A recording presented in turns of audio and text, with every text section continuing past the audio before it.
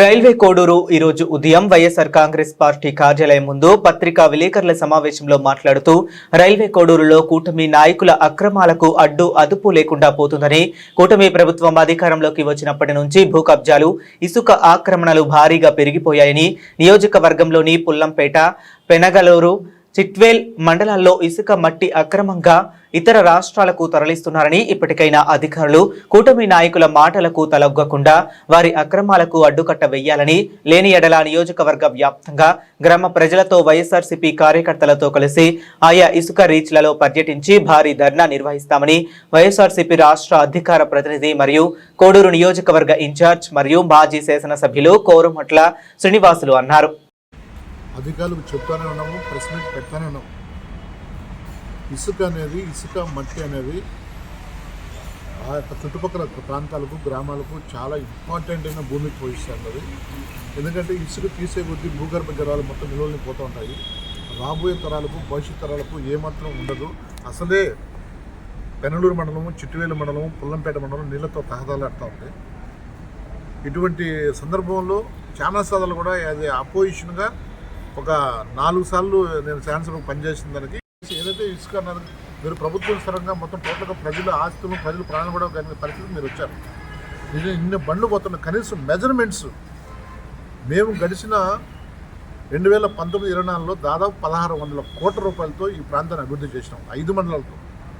ఈరోజు మీరు కోడూరు చిట్టువేల రోడ్డు కొన్ని కొన్ని సంవత్సరాల నుంచి యాక్సిడెంట్ తర్వాత రకరకాల ఇబ్బందులు పడుతుంది, ట్రాఫిక్ ఇబ్బందులు, రకరకాల మనుషులు చనిపోతూ ఉంటే ఆనాటి ముఖ్యమంత్రి జగన్మోహన్ రెడ్డి గారి ఆయన ఆలోచన చేసి మేము అడిగిన వెంటనే దాదాపు 45 కోట్ల రూపాయలతో కోడూరు చిట్టువేల రోడ్డు వైండింగ్ చేసి అద్భుతంగా చేస్తూ ఉంటే ఈరోజు మీరు అక్రమ రవాణాతో కనీసం రోడ్డు మెజర్మెంట్ లేకుండా, రోడ్డు మెజర్మెంట్ కెపాసిటీ ఎంత 25 టన్నులు, కానీ మీరు అక్రమంగా రవాణా ఇసుక తీసుకుపోతున్నది దాదాపు 60 నుంచి 70 టన్నులు తీసుకెళ్తారు. అంటే ఆ రోడ్డు కనీసం రోడ్డు కెపాసిటీ తట్టుకుంటుందా? మళ్ళీ పాత పద్ధతితో పరిచే పరిస్థితి అంటే మళ్ళీ రోజుకు యావరేజ్ మనిషి చనిపోయే పరిస్థితి ఉన్నారు. రవాణా ఇసుకుపోతా ఉంటే పట్టించుకునే పరిస్థితి లేకుండా పోయింది. మేము ఒకటే డిమాండ్ చేస్తున్నాం, నిన్న జరిగిన ఏదైతే ఉందో పెనలూరు మండలం నుంచి ఏదైతే ఆ రీచ్ నుంచి దాదాపు 40 బండ్లు అట్టే టైం నిన్న అక్రమ రవాణా పోతూ ఉంటే అక్కడ గ్రామ ప్రజలు అడ్డుకుంటే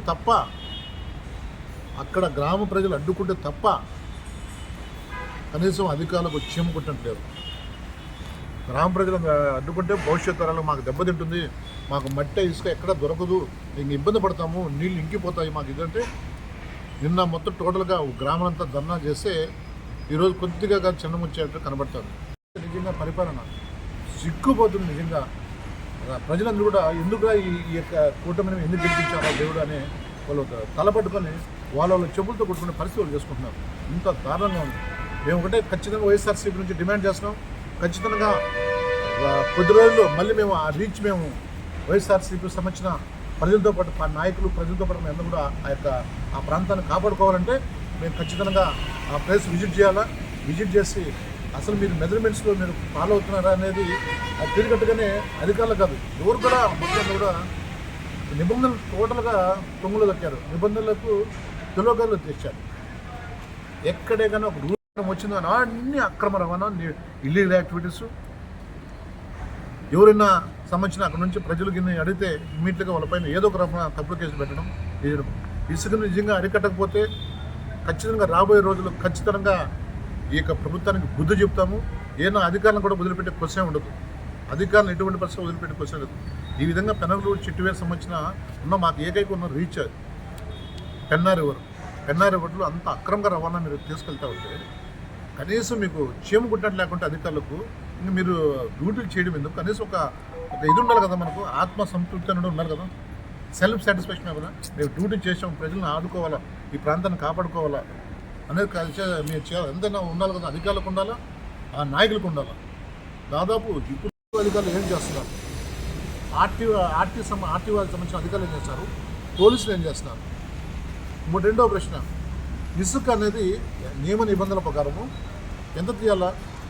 యాజ్ పర్ జియాలజిస్టులు కానీ దానికి సంబంధించిన అధికారులు కానీ 1 మీటరు, అది మాన్యువల్, 1 మీటరు డెప్త్ తీసుకోవచ్చు. మిషన్ మాటే వెళ్తుంది, అసలు మిషనే పెట్టకూడదు. మీరు అసలు క్లియర్గా మాన్యువల్గా దాన్ని వాడడం లేదు. మిషన్తో పెట్టి టోటల్గా ఇసుక మొత్తం కిలోమీటర్తో ఎత్తేసి మొత్తం టోటల్గా మీరు మొత్తం చెన్నైకు పక్క రాష్ట్రాలకు పంపిస్తూ ఉంటే ఇక్కడున్న మనుషులకు రోగాలు, జబ్బులు, పైగా అడిగితే కేసులు. ఇదే కుటుంబ ప్రభుత్వం. అందుకన్నా మీకు అధికారం ఇచ్చింది. అందుకన్నా ఈ ప్రజలు, రాష్ట్ర ప్రజలు కానీ ఈ నియోగ ప్రజలు మీకు అధికారం చేపట్టింది. మట్టి, ఇసుక, మందు ఎక్కడే కానీ గ్యాప్ లేకుండా అక్రమ రవాణా. మీరు ఎంత ఘోరంగా ఉందంటే ఆర్టీఓ అధికారులు ఏం చేస్తున్నారు, జియాలజిస్ట్ అధికారులు ఏం చేస్తున్నారు, పోలీస్ అధికారులు ఏం చేస్తున్నారు, రెవెన్యూలు ఏం చేస్తున్నారు? ఒకటా రెండా మూడా ఇష్టం వచ్చినట్టు ఎక్కడ ఏర్లు పక్కన ఉండేస్తారు మొత్తం టోటల్గా అన్ని భూములంతా ఆక్రమిస్తారు. నీళ్ళు ఏ విధంగా పోతాయి? నీళ్ళు ఒక రివర్ సైడ్ భూమి ఆక్రమించుకుంటే నీళ్ళు ఏ విధంగా పోతాయి? మొత్తం ఊళ్ళ పైన పడతాయి. మొత్తం టోటల్గా ఫ్లడ్ వచ్చి ఊళ్ళో మనిషి అంతా పట్టుకొని పోయి చనిపోయే పరిస్థితున్నారు. గవర్నమెంట్ ల్యాండ్స్ ఎక్కడ బట్టి అక్కడ ఆక్యుపై చేసుకోవడం, ఎక్కడ బట్టి అక్కడ మొత్తం టోటల్గా ఏదో ఒకటి ఆ టైంకి ఏదో ఒకటి పెట్టడము, ఏదో ఒక దేవుడి పేరు పెట్టడం, మొత్తం భూమి మలుపుదలు లాగేయడం.